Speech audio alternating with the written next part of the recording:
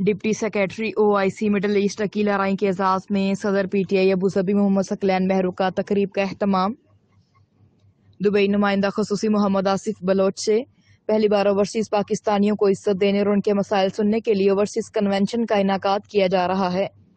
عقیل ارائیں عمران خان پہلے دن سے اوورسیز پاکستانیوں کے حقوق کی بات کرتے رہے ہیں۔